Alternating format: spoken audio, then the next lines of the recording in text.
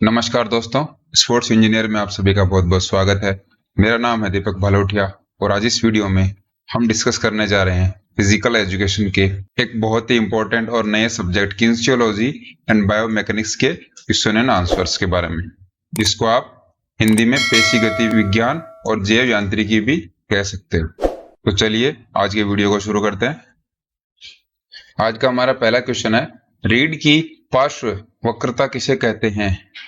Which is the lateral curvature of the spine called? Flat back, lordosis, kyphosis, scoliosis। तो इसमें हमारा right answer हो जाएगा scoliosis. Scoliosis जो होती है उसको बोलते हैं लेटरल कर्वेचर ऑफ स्पाइन। आइए जानते हैं ये क्या होता है। ये देखिए, ये स्कोलियोसिस के बहुत सारे टाइप्स हैं। ये जो आप देख रहे हो शेप, ये है हेल्दी शेप। अब इससे आगे की जो भी शेप्स हैं वो सारी स्कोलियोसिस की कैटेगरी के अंदर आती हैं। तो सबसे पहले बात करते हैं थोरेसिक स्कोलियोसिस की। थोरेसिक स्कोलियोसिस में ये जो थोरेसिक बोन है, इनमें ये कर्वेचर आता है, ये कर्व आ जाता है, ये वक्र यहाँ पे हमें दिखाई देता है। ऐसे ही लंबर स्कोलियोसिस में ये जो कमर की जो भी ये वर्टिब्रास होती हैं, ये साइड में खिसक जाती हैं। और थोरेसिक लंबर में थोरेसिक और लंबर दोनों की वर्टिब्रास साइड में खिसक जाती हैं। रहता है कंबाइंड में ये पूरी एस शेप का हो जाता है। तो सिंपल सा कंसेप्ट है, स्कोलियोसिस में आपकी ये जो सीधी लाइन होती है स्पाइन की, ये या तो ऐसे हो जाती है या फिर ऐसे हो जाती है या फिर इस तरीके से हो जाती है। और ये अलग अलग टाइप्स की हो जाती है। जैसे कि आपकी चेस्ट के पीछे की जो बोन है, जिनको हम थोरेसिक बोन्स कहते हैं, तो उसमें अगर ये साइड में कर्व हो जाता है तो उसको बोलते हैं थोरेसिक स्कोलियोसिस। और जो आपके कमर में साइड में बैंड हो जाता है, कर्व बन जाता है, वक्र बनता है, उसको बोलते हैं लंबर स्कोलियोसिस। कमर की और जो चेस्ट के पीछे की बोन होती हैं, थोरेसिक बोन, उन दोनों में अगर कर्व बनता है तो उसको बोलते हैं थोरेक को लंबर स्कोलियोसिस। लेकिन जब एस शेप की आकृति हो जाती है, दोनों साइड में कर्व बनता है, तो उसको बोलते हैं कंबाइंड स्कोलियोसिस। ये पूरी स्कोलियोसिस के बारे में डिटेल थी। अगले क्वेश्चन की तरफ हम बढ़ते हैं। Increased posterior convexity of the normal lumbar curve refers to. सामान्य काट का वक्र की बढ़ी हुई उत्तल उत्कर्ष को संदर्भित करता है। तो देखिए, ये क्वेश्चन हमें क्या बोल रहा है कि आपकी ये जो कमर है, ये देखिए, उसमें ये कर्व आ जाता है, कि यहाँ पे आपको दिखाई दे रहा है ये कर्व आ जाता है, तो ये किसकी वजह से आता है, उसको हम क्या बोलते हैं? सिंपल सा यही हमें क्वेश्चन में पूछा है। ऑप्शंस हैं round shoulder, kyphosis, lordosis, scoliosis. Right answer हो जाएगा लॉर्डोसिस। लॉर्डोसिस में क्या होता है कि हमारी जो नॉर्मल लंबर का कर्व है वो पोस्टीरियर पीछे की साइड से बेंड हो जाता है। आइए समझते हैं किस तरीके से होता है। ये देखिए, ये लंबर लॉर्डोसिस की बात हो रही है।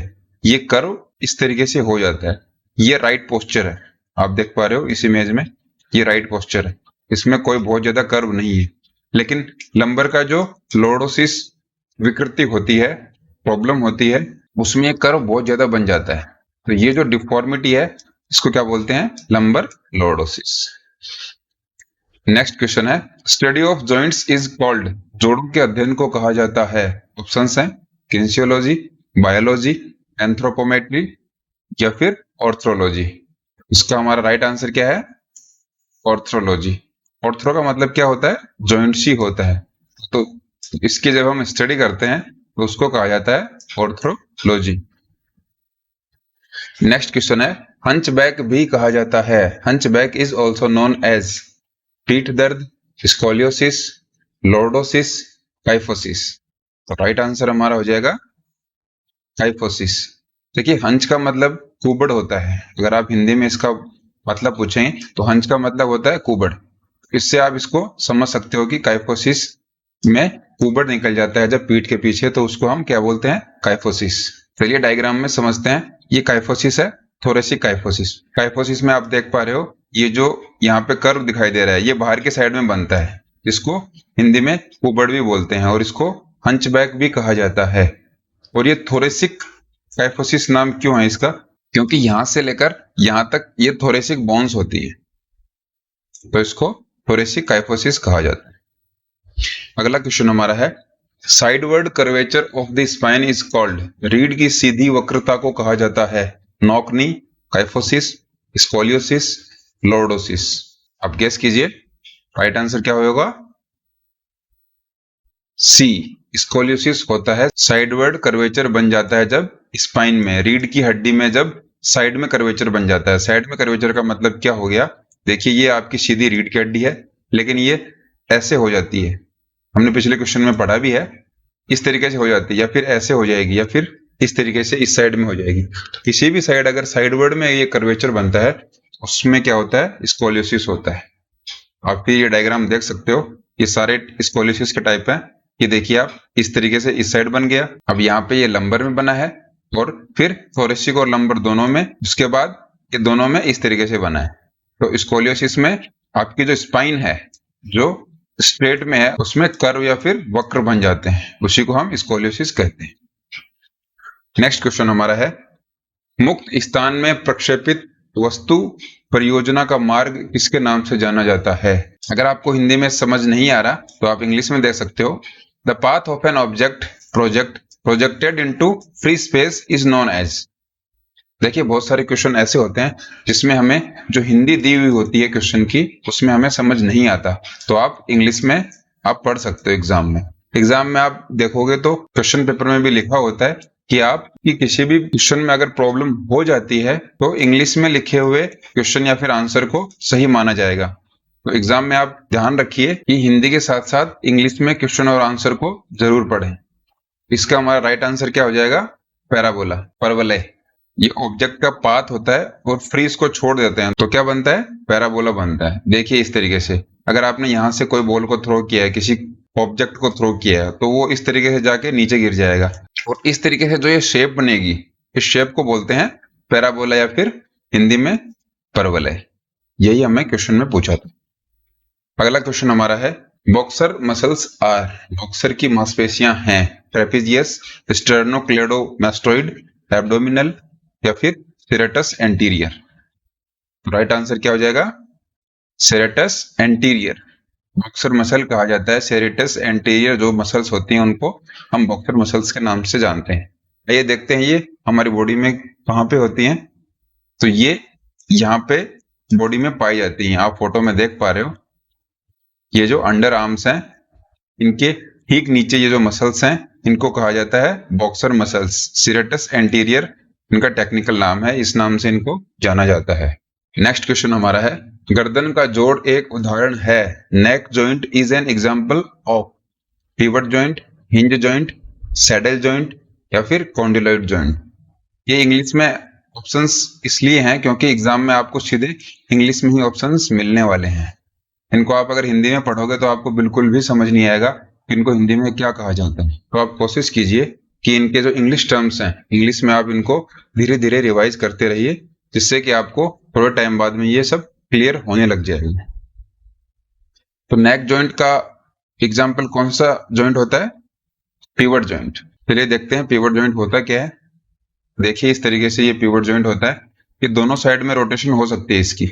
यहाँ पे C1 और C2 वर्टिब्रा जो होती हैं सर्वाइकल की, गले के ठीक पीछे की साइड में, ये देखिए यहाँ पे C1 और C2 में ये प्लेस किया होता है ये जॉइंट, जिससे कि हमारी जो गर्दन है वो दोनों साइड में मूवमेंट कर सकती है।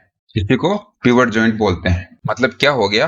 पिवट जॉइंट में दोनों साइड में मूवमेंट होती है, दोनों साइड में गतिविधि होती है। अगला क्वेश्चन हमारा है, ट्रेपेजियस मांसपेशियां किसमें मदद करती हैं? Trapezius muscles help in, options हैं गर्दन को पीछे की ओर धकेलने में, मुक्का मारने में, पैर को आगे की ओर उठाने में, या फिर उपरोक्त में से कोई नहीं। तो अगर आपने ट्रेपेजियस मसल्स के बारे में पढ़ा है या फिर जानते हो तो आपने सही आंसर इसका दे दिया होगा, आपने सही गेस कर लिया होगा। सही आंसर इसका हमारा हो जाएगा पुशिंग द नेक बैकवर्ड। गर्दन को पीछे की ओर धकेलने में ट्रेपेजियस मसल हेल्प करती हैं, ट्रेपेजियस मसल्स का यूज होता है। तो चलिए देख लेते हैं ट्रेपेजियस मसल्स हमारी बॉडी में होती कहां पर है। ये देखिए यहाँ पे इस तरीके से इनकी शेप है। ट्रेपेजियस मसल्स पतंग के आकार की इनकी शेप होती है। ये क्या करते हैं? हमारी गर्दन को पीछे धकेलने में हेल्प करती है। अगला क्वेश्चन हमारा है, कूल्हे के जोड़ का सबसे मजबूत लिगामेंट है। Strongest ligament of the hip joint is, options हैं प्यूबोफिमोरल, इलियोफेमोरल, इस्चियोफेमोरल या फिर नन ऑफ द अबव। अगर आपने लिगामेंट्स के बारे में पढ़ा है और हिप जॉइंट के लिगामेंट्स के बारे में आपने स्टडी किया है तो आपको इसका आंसर पता होगा। तो चलिए इसका आंसर जान लेते हैं। 20 का करेक्ट आंसर हो जाएगा इलियोफेमोरल। ऐसे क्वेश्चंस भी बहुत बार हमें एग्जाम में देखने को मिल जाते हैं, तो आप ऐसे क्वेश्चंस के लिए भी तैयार रहिए। चलिए देख लेते हैं इलियोफेमोरल आखिरकार हिप जॉइंट में होता कहां पर है। तो ये देखिए, ये हमारी फीमर बोन है और ये जो आपको दिखाई दे रहा है लिगामेंट, ये होता है इलियोफेमोरल लिगामेंट, जो हिप और फीमर बोन को जोड़ के रखता है, जिसको बोलते हैं इलियोफेमोरल लिगामेंट। सबसे स्ट्रॉन्गेस्ट होता है ये हिप जॉइंट में। 11वां क्वेश्चन हमारा है, खेल गतिविधियों में किस प्रकार का लीवर सबसे प्रभावी है? Which type of lever is most effective in sports movements? Options हैं third class, second class, first class, none of the above.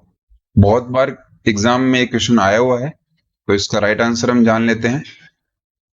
Third class lever, ये हमारा राइट आंसर हो जाएगा। थर्ड क्लास लीवर जो होता है वो सबसे इफेक्टिव होता है स्पोर्ट्स मूवमेंट्स में।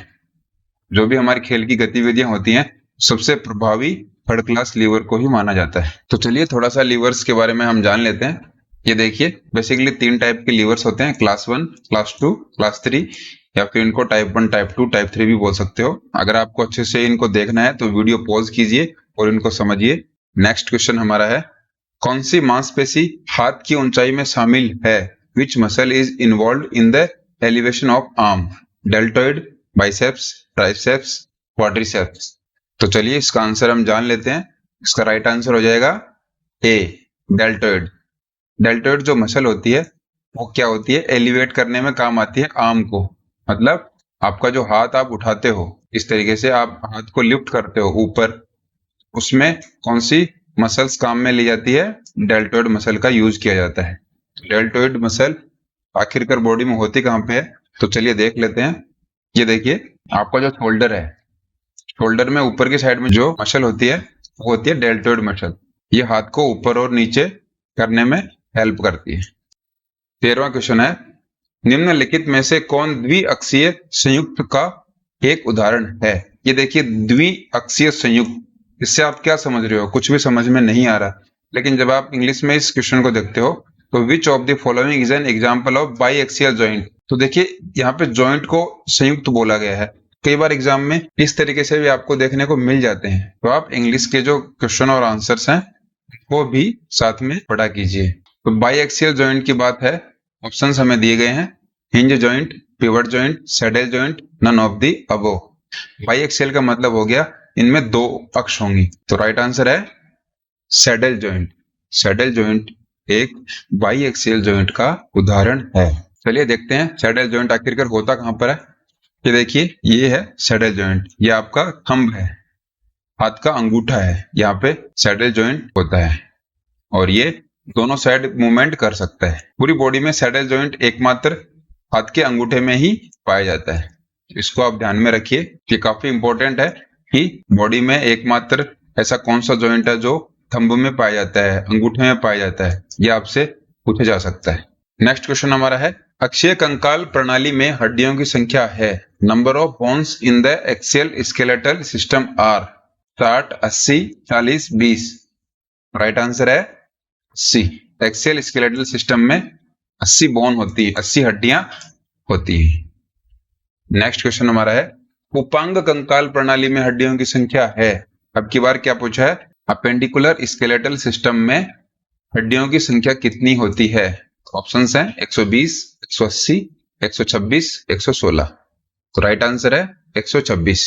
चलिए एक्सियल और अपेंडिकुलर स्केलेटल सिस्टम के बारे में थोड़ा सा जान लेते हैं। आखिरकार इनमें कौन सी बोन्स या फिर कौन सी हड्डियां शामिल होती हैं, कौन सी हड्डियां इनमें आती हैं। तो ये देखिए, पहला हमारा है एक्सियल स्केलेटन सिस्टम। इसमें कौन कौन सी हड्डियां आती हैं? आपकी जो पूरी स्कल है, पूरी खोपड़ी की हड्डी आती है, और उसके बाद कान, उसके बाद ये जो गले के नीचे जो हायोइड बोन होती है ये आती है, और आपका पूरा रिब केज, आपका पूरा ये जो जाल होता है चेस्ट का, ये आ जाता है, और लास्ट में आता है वर्टिब्री कॉलम। इस तरीके से ये आती है एक्सियल बोन के अंदर।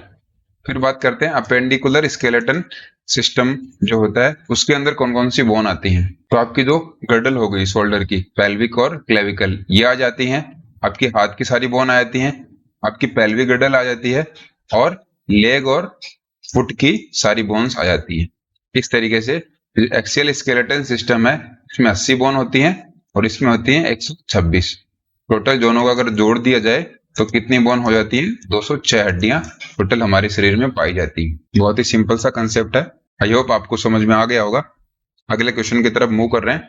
16वां क्वेश्चन है, उपास्थि जो हड्डी के छोर पर बड़ी ताकतों के प्रभाव को कम करने के लिए कार्य करती है उसे कहा जाता है।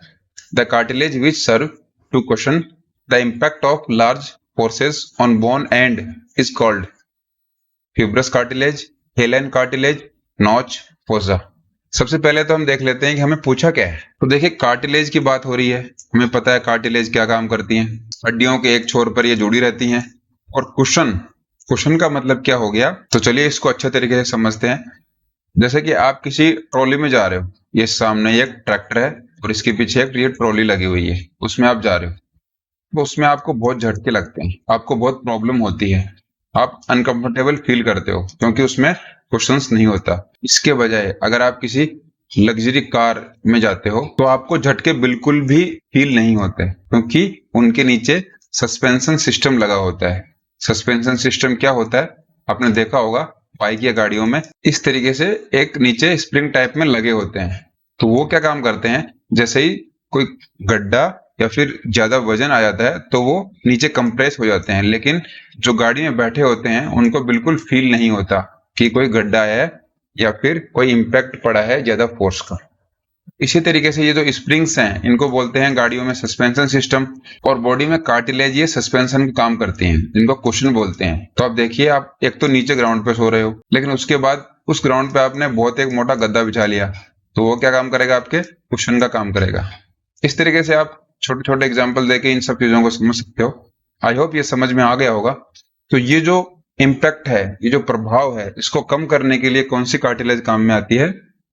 हेलाइन कार्टिलेज। ये हड्डियों के छोरों पे जुड़ी रहती है, और जब कभी बहुत ज्यादा इम्पैक्ट पड़ता है हड्डी के ऊपर, ये देखिए इस तरीके से, मान लो ये जॉइंट है, जैसे ही आपके ऊपर बहुत ज्यादा फोर्स आ गया, बहुत ज्यादा, इस तरीके से ये कंप्रेस हो जाएगी। कंप्रेस होगी तो आपको ज्यादा प्रॉब्लम नहीं होगी, ये संकुचित हो जाएगी। और ये जो आपको फोर्स लग रहा है, आपको जो ताकत लगी है, उसमें आपके प्रभाव को वो कम कर देगी, जिससे कि इंजरी के चांसेस कम हो जाते हैं। बहुत अच्छे से आपको एग्जाम्पल देके समझाया है। आई होप आपको समझ में आ गया होगा कि हेलाइन उपास्थि क्या काम करती है बॉडी के अंदर।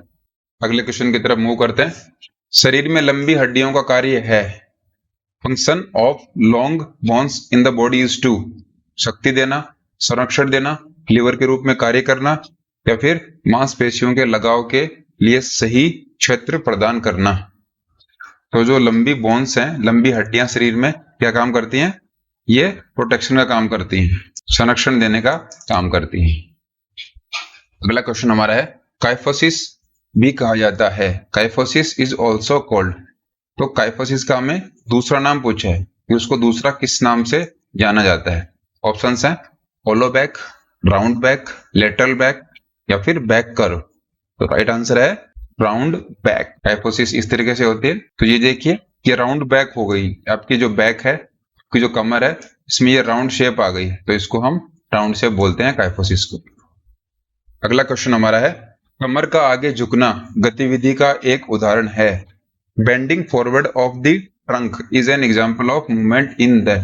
हमें प्लेन या एक्सिस पूछा है कि कौन से एक्सिस में जब आप आगे झुकते हो, कौन से तल में जब आप आगे झुकते हो अपनी कमर से। तो इसमें हमें प्लेन पूछा है। ऑप्शंस हैं frontal plane, transverse plane, sagittal plane, longitudinal plane. Right answer है सैजिटल प्लेन। इसमें हम आगे की तरफ जब झुकते हैं, आगे की तरफ मूवमेंट करते हैं, वो सब सैजिटल प्लेन के अंतर्गत आता है। चलिए थोड़ा सा देखते हैं किस प्रकार से प्लेन हमारी बॉडी में काम करते हैं। ये देखिए, ये है सैजिटल प्लेन। जब आप फॉरवर्ड या फिर बैकवर्ड, आगे या पीछे मूवमेंट करते हैं, वो किस में आएगा? सैजिटल प्लेन में। हॉरिजॉन्टल प्लेन में जब आप इस तरीके से मूवमेंट करते हैं, ये मूवमेंट जो होगी वो आएगी हॉरिजॉन्टल प्लेन में। और फ्रंटल प्लेन में क्या आएगा? जब आप साइड में मूवमेंट करते हैं। बहुत इजी सा है। सैजिटाइल में आगे पीछे, इसमें इस तरीके से, और फ्रंटल प्लेन में आप साइड में गतिविधि करते हैं, मूवमेंट करते हैं। नेक्स्ट क्वेश्चन, आज का हमारा अंतिम क्वेश्चन है, टखने के जोड़ पर पैर का एक अग्रगामी गतिविधि है। Forward upward movement of the foot at the ankle joint is. Options हैं plantar flexion, dorsiflexion, inversion, eversion. तो ये हमें क्या पूछ रहा है, ये आपका पैर है, मान लो एंकल से आपका जो मूवमेंट है फॉरवर्ड साइड में है, अपवर्ड में ऊपर, जब आप अपने पंजे को करते हो अपने एंकल से, अपने टखने से, तो उसको हम क्या बोलते हैं, उसको बोलते हैं डोर्सिफ्लेक्शन। चलिए जानते हैं इन सभी के बारे में कि आखिरकार ये होते क्या हैं। तो ये देखिए, ये है इन्वर्जन। जब आप अपने पैर को बॉडी की तरफ थोड़ा सा टिल्ट करते हैं, इसको बोलते हैं इन्वर्जन। इवर्जन में आप अपनी बॉडी के बाहर की साइड में अपने पंजे को अपने एंकल से जब आप टिल्ट करते हैं, तो वो आता है इवर्जन में। डोर्सिफ्लेक्शन होता है जब आप अपने पंजे को ऊपर उठाते हैं, और प्लांटर फ्लेक्शन में आप अपने पंजे को नीचे की साइड में करते हैं। ये थे आज के 20 क्वेश्चंस। आई होप आपको सब क्वेश्चंस समझ में आ गए होंगे। अगर नहीं आए तो आप वीडियो को दोबारा देखिए। फिजिकल एजुकेशन के सभी टॉपिक्स को हम धीरे धीरे कवर करने वाले हैं। आपने अगर बाकी वीडियोस नहीं देखी हैं तो आप चैनल पर जाइए, सभी की प्लेलिस्ट बनी हुई है, सभी वीडियो को आप देखिए। तो दोस्तों, आज का वीडियो इतना ही था। नेक्स्ट वीडियो में फिर मिलते हैं, तब तक के लिए थैंक यू वेरी मच।